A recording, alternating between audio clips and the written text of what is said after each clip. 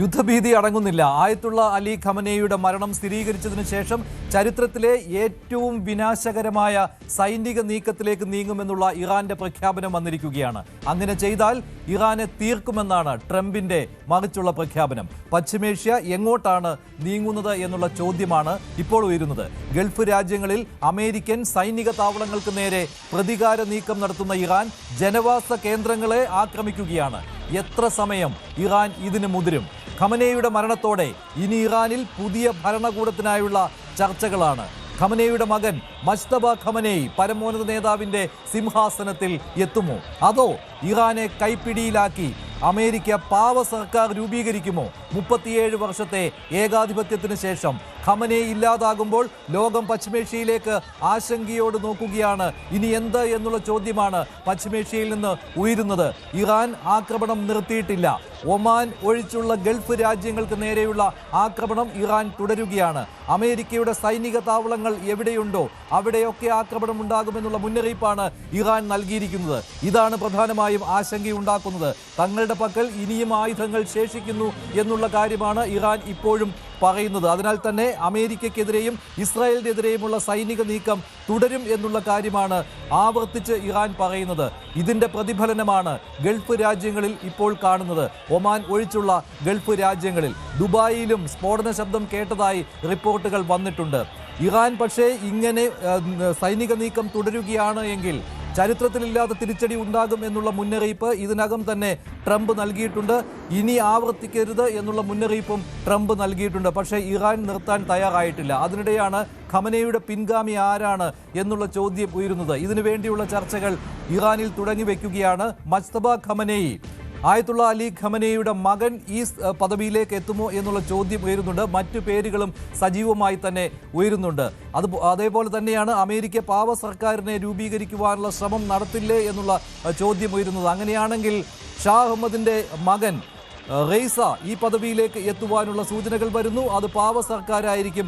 അമേരിക്കയുടെ ഇറാനിൽ പുതിയ ഭരണകൂടം ഉണ്ടാക്കാൻ തയ്യാറാണ് എന്നുള്ള കാര്യം റെയ്സ അറിയിച്ചിട്ടുമുണ്ട്. അങ്ങനെ വരികയാണെങ്കിൽ അത് അമേരിക്കൻ പിന്തുണയോടുകൂടി ഇറാനിൽ 1979 ശേഷം ഷാ ഭരണകൂടത്തിന്റെ ഒരു തിരിച്ചുവരവാണ് എന്നതിന്റെ സൂചന കൂടി നൽകുകയാണ്. എന്തായാലും 37 വർഷത്തെ ഭരണത്തിന് ശേഷമാണ് ഇസ്ലാമിക് റിപ്പബ്ലിക്കിന്റെ തലവനായിരുന്ന ആയത്തുള്ള അലി ഖമേനി അദ്ദേഹം ഇല്ലാതാകുന്നത്.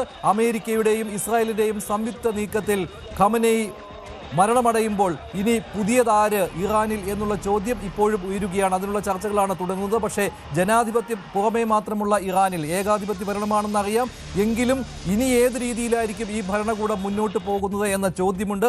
പക്ഷേ അമേരിക്കയും ഇസ്രായേലും അതിശക്തമായിട്ട് തന്നെ ഇറാന് നേരെ ആക്രമണം നടത്തുമ്പോൾ എത്ര ദിവസം ഇറാന് പിടിച്ചു നിൽക്കാനാകും? അതോ ഇനി ഒന്നും നഷ്ടപ്പെടാനില്ലാത്ത ഇറാൻ തങ്ങളുടെ അവസാന ആയുധം എന്ന രീതിയിൽ ഗൾഫ് രാജ്യങ്ങൾക്ക് നേരെ ആക്രമണം നടത്തി വലിയൊരു സമ്മർദ്ദം അമേരിക്കയ്ക്കും ഇസ്രായേലിനും മേൽ ഉറപ്പിക്കുക എന്നുള്ള ഒരു നീക്കം നടത്തുകയാണ് എന്ന കാര്യത്തിലും സംശയമില്ല. ഇതിൽ ഒമാന്റെ മധ്യസ്ഥതയിൽ ഒരു ഒത്തുതീർപ്പിലേക്ക് കാര്യങ്ങൾ പോകുമോ എന്നുള്ള കാര്യമാണ് ഇനി അറിയുവാനുള്ളത്. ഗൾഫ് രാജ്യങ്ങൾക്ക് നേരെ ഇങ്ങനെയുള്ള ആക്രമണം ഇറാൻ നടത്തിക്കൊണ്ടിരിക്കുന്ന ഈ സമയത്ത് അത് സാമ്പത്തിക ഭദ്രതയെ, ഗൾഫ് മേഖലയിലെ സാമ്പത്തിക ഭദ്രതയെ, ജനങ്ങളുടെ സുരക്ഷയെ അത് അതിനിർണായകമായി തന്നെ ബാധിക്കുകയാണ്. വിവിധ നഗരങ്ങളിൽ, ഗൾഫിലെ വിവിധ നഗരങ്ങളിൽ, ഗൾഫ് രാജ്യങ്ങളിലെ 5 ഗൾഫ് രാജ്യങ്ങളിലെയും വിവിധ നഗരങ്ങളിൽ പലയിടങ്ങളിലും സ്ഫോടന ശബ്ദം കേട്ടതായിട്ടുള്ള റിപ്പോർട്ടുകൾ വരുന്നുണ്ട്. ആളപായം റിപ്പോർട്ട് ചെയ്തിട്ടില്ല.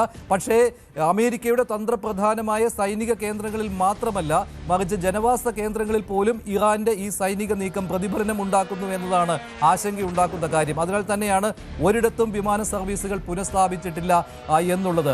പശ്ചിമേഷ്യ വ്യോമഗതാഗതത്തിന് ഉപയോഗിക്കുന്ന ഒരു രാജ്യവും ഇത്തരത്തിൽ വിമാന സർവീസുകൾ പിന്നീട് തുടങ്ങിയിട്ടില്ല എന്നത് മണിക്കൂറുകൾ നീണ്ട വിമാന സർവീസ് നിശ്ചലാവസ്ഥയാണ് ഇപ്പോൾ ലോകമാകമാനം ആശങ്കയുണ്ടാക്കുന്ന ഒരു പ്രധാനപ്പെട്ട ഘടകം. വിവിധ ദൃശ്യങ്ങളാണ് ഇപ്പോൾ കാണുന്നത്. ഓരോ സ്ഥലങ്ങളിലും ഉണ്ടായിരിക്കുന്ന സ്ഫോടനങ്ങളുടെ ദൃശ്യങ്ങൾ ഡ്രോണുകൾ ഉപയോഗിച്ചും അതുപോലെ തന്നെ മിസൈലുകൾ ഉപയോഗിച്ചുമുള്ള ആക്രമണങ്ങളാണ് ഇപ്പോൾ വിവിധയിടങ്ങളിൽ കാണുന്നത്. അതാണ് ഗൾഫ് രാജ്യങ്ങൾക്ക് നേരെ ഇറാൻ നടത്തുന്ന ആക്രമണം. അതേസമയം അതിമാരകമായ രീതിയിൽ തന്നെയാണ് ഇറാനിലേക്ക് ഇസ്രയേലും അമേരിക്കയും സൈനിക നീക്കം സംയുക്തമായി നടത്തിയത്. 30ഓളം ബോംബുകൾ വർഷിച്ചിരുന്നു ആയത്തുള്ള അലി ഖമേനിയുടെ വസതിക്ക് നേരെ എന്നുള്ള റിപ്പോർട്ടുകളാണ് വരുന്നത്.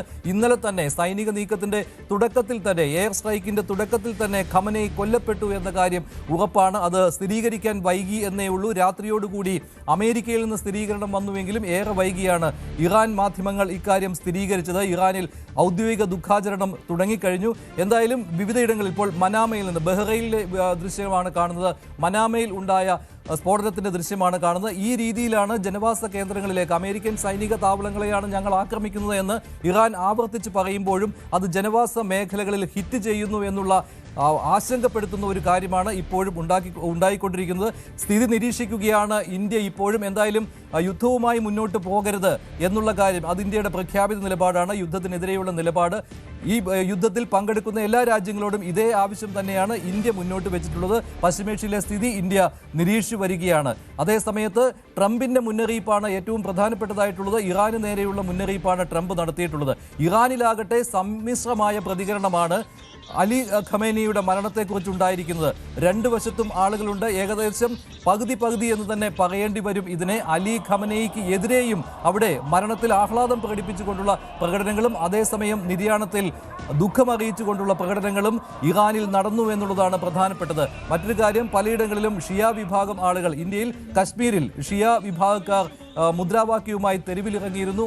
അമേരിക്കയ്ക്കും ഇസ്രായേലിനുമെതിരെയുള്ള മുന്നറിയിപ്പും മുദ്രാവാക്യങ്ങളും മുഴക്കിയാണ് ഷിയ മുസ്ലിം വിഭാഗങ്ങൾ കശ്മീരിൽ പ്രകടനം നടത്തിയത്. ഖമനേയി കൊല്ലപ്പെട്ടു എന്നുള്ള വാർത്ത സമ്മിശ്ര പ്രതികരണം ഇറാനിൽ ഉണ്ടാക്കിയ ഒരു സമയത്താണ് ഇത് സംഭവിച്ചിരിക്കുന്നത്.